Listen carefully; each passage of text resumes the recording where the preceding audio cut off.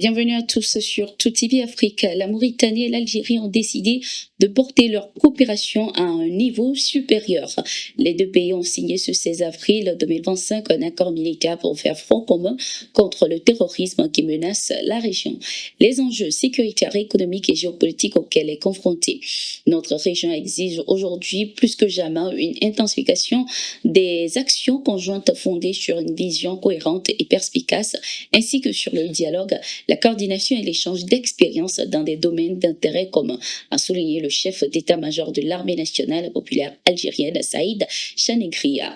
De son côté, le ministre mauritanien de la Défense a salué la profondeur des liens de fraternité et de bon voisinage entre les deux peuples frères, tout en rendant hommage au rôle clé de l'Algérie dans la consolidation de la sécurité régionale. Il a noté que le terrorisme affecte de nombreux pays de la région, rendant une coordination stratégique plus que nécessaire. Au-delà de ces fléaux, le soutien au terrorisme reste l'un des sujets les plus sensibles, créant des tensions entre les pays et entravant toute action commune contre cette menace qui endeuille les populations.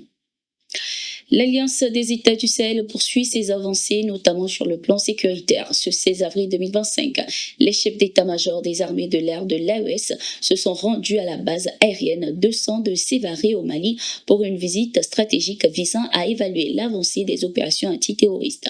Le colonel Mamadou Sidibé, commandant de la région aérienne, leur a présenté le centre de coordination aérienne détaillant son rôle dans les missions de sécurité.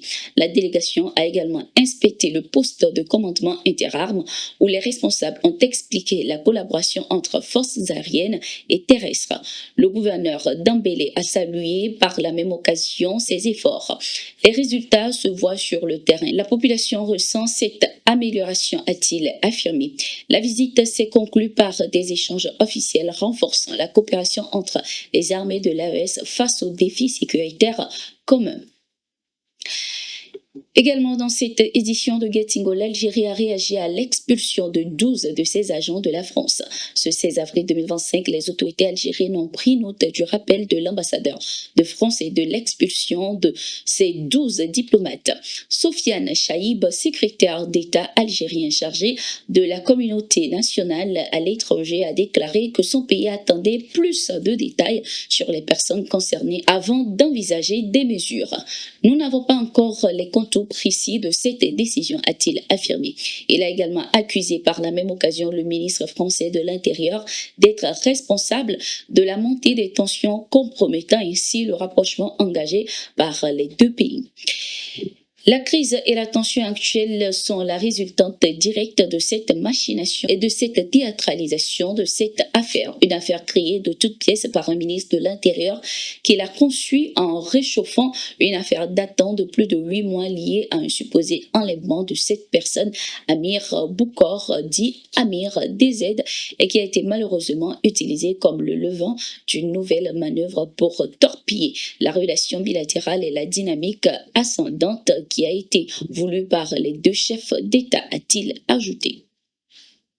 Au Soudan du Sud, l'Organisation des Nations Unies alerte sur un risque, selon elle, de cauchemar humanitaire alors que les violences et l'instabilité menacent d'effacer des années de progrès dans le pays. Nicolas Haysom, chef de la mission de l'Organisation des Nations Unies sur place, a averti le Conseil de sécurité qu'une guerre généralisée pourrait éclater en raison de la mobilisation de milices et du recrutement d'enfants soldats.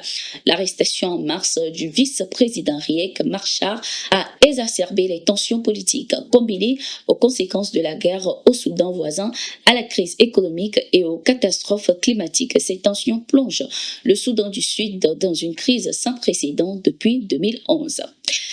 Environ 9,3 millions de Sud-Soudanais ont besoin d'aide, dont 7,7 millions en insécurité alimentaire. Une épidémie de choléra, selon les informations, 50 000 cas, 900 morts et 130 000 déplacés aggravent la situation. Face aux coupes budgétaires, l'Organisation des Nations Unies appelle à un cessez-le-feu, à la protection des civils et à des financements d'urgence. Direction le Niger, les forces armées ont remporté une nouvelle victoire contre le terrorisme. Du 14 au 15 avril 2025, 9 terroristes ont été neutralisés dans l'ouest du pays lors de 2 opérations, l'une sur l'axe Makalondi-Bankéré, l'autre du village de Garbonia. Selon les informations de l'armée nigérienne, ces terroristes ont été neutralisés au moment où ils essayaient de mener des attaques dans ces localités. Après avoir neutralisé plusieurs d'entre eux, leurs matériels ont été récupérés par les forces armées. C'était tout pour cette édition de Gatingo sur Tout TV Africa. Merci d'être resté avec nous. À tout de suite.